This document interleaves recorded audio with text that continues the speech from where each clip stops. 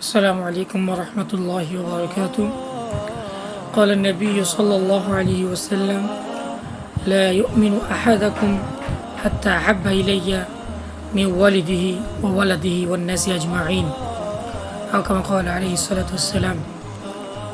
আজকে একটি হাদিস আপনার সামনে পেশ করছি।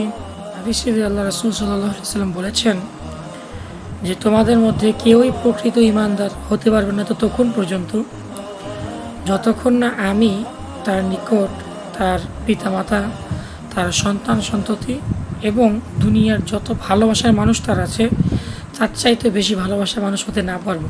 হাদিসের সংক্ষিপ্ত ব্যাখ্যাটা হচ্ছে এইভাবে আমরা নিতে পারি, সেটা হচ্ছে যে আমরা একটু লক্ষ্য করে দেখতে পারবো যে আমরা আমাদের সন্তান সন্ততিকে কতটা ভালোবাসি, বা আমরা আরও দেখতে পারবো যে আমরা আমাদের প্রিয়জনকে, আপনজনকে কতটা ভালোবাসি।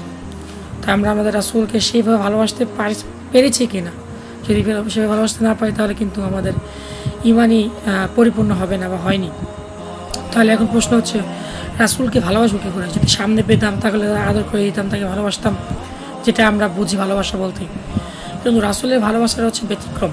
ভালোবাসা শুধু এই নয় যে তাকে আদর করলাম, তাকে সব কিছু বুঝিয়ে দিলাম, ভালোভাবে কথা বললাম, এর নামে ভালোবাসা, এটা নয়। ভালোবাসা আরেকটি সংজ্ঞা হচ্ছে রাসূলের কোরআনের মধ্যে আল্লাহ তাআলা বলে দিয়েছেন যে তোমরা যদি আমাকে ভালোবাসতে চাও, আল্লাহকে ভালোবাসতে চাও, তাহলে কি করতে হবে? ফাত্তাবিউনি, আমাকে অনুসরণ করতে হবে। অনুসরণ করা মানে রাসূল যখন যা বলেছেন, যখন যা করেছেন সেইভাবে আমাদেরকে করতে হবে, সেইভাবে আমাদেরকে চলতে হবে। এরই নাম হচ্ছে রাসূলকে ভালোবাসা। অর্থাৎ এই নয় যে আমরা শুধু নামাজ পড়লাম, আমাদের রাসূলের প্রতি ভালোবাসা পূর্ণ হয়ে গেল, আমরা যদি রোজা রাখলাম আমাদের ভালোবাসা পূর্ণ হয়ে গেল, জিনিসটি এমন নয়।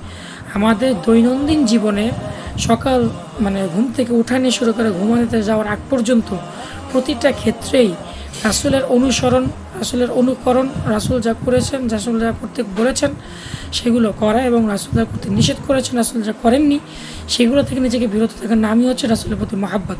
এবং এই মহাব্বত যদি আমরা পরিপূর্ণভাবে করতে পারি তবেই কেবলমাত্র আমাদের ঈমান পরিপূর্ণ হবে।